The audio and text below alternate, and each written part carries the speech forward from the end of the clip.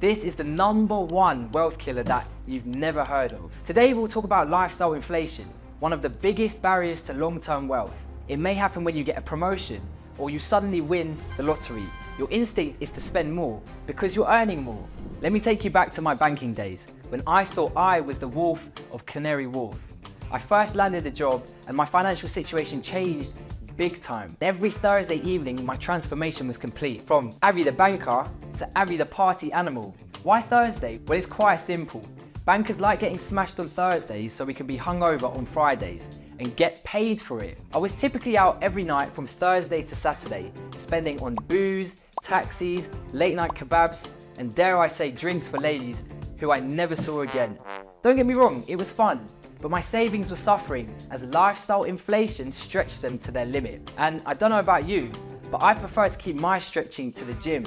By taking action, I struck a balance between enjoying the present and securing my future. You can too, if you follow these 3 simple steps. The first thing you've got to do is prioritize what's important. Having more money in your pocket often fuels the desire to buy even more. Getting your priorities straight will reduce the urge to seek constant material satisfaction, and reminding yourself of the things you already have means that you can make your money go further.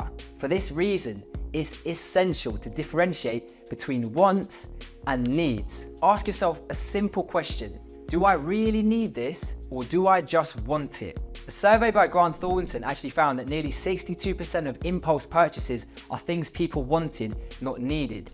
We've all been there. I once spent 200 quid on a massage gun, and guess what? I used it once or twice, and now it's sitting in the back of a drawer somewhere. My advice would be to use the 30-day rule. Delay non-essential purchases for a month so that you have time to reflect on them. Trust me, less can be more. Simplify your life by decluttering your space and reducing pointless expenses. Once you've got a sense of your priorities, you need to master the art of budgeting.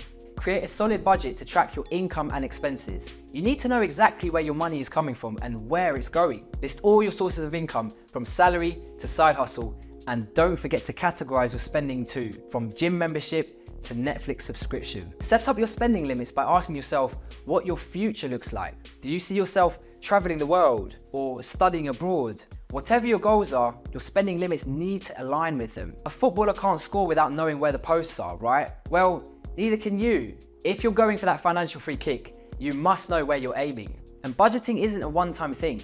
You need to regularly review and adjust your budget. If your income increases, don't rush to inflate your lifestyle. Allocate that extra money towards savings and investments. Take an example, Johnny. He's a 32-year-old chef whose expenses have crept up ever since getting a promotion at work. Johnny's monthly expenses have shot up to £3,500 a month, meaning his monthly income of £4,000 is being stretched to its limit. His credit card debt is rising and his savings have become non-existent. He tracks his expenses for just 1 month and gets a clearer sense of where his money is going. From here, he builds a budget, and within 6 months, his monthly savings have grown to £500. He pays off £1,200 of his credit card debt, lowering the interest payments that have been weighing him down. With his financial situation improving, Johnny can take his first steps into the world of investing, allocating £200 a month to stocks and shares. His long-term financial goals suddenly seem like they could become a reality, and he can start to save towards a better future. When you get your salary, who gets paid first? For many people,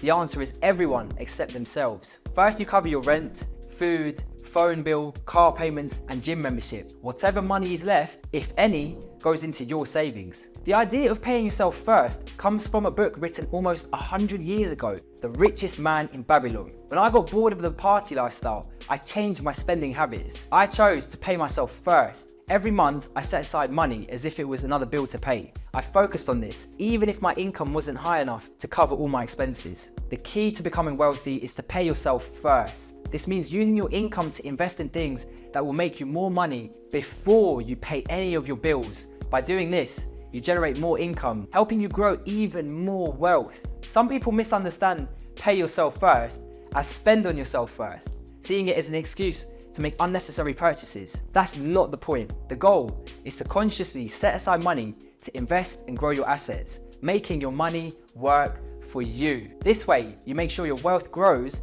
regardless of how your lifestyle changes. So now you know what lifestyle inflation is and how to not be a victim. True wealth isn't just about how much you have right now. Make the smart decisions today. Appreciate what you've got and differentiate between wants and needs. Budgeting isn't just about counting money. It's about spending in line with your goals and adjusting the plan as your income changes. And of course, always remember to pay yourself first. By using these methods, you'll build a stronger financial future, focusing on long-term rewards over short-term excitement.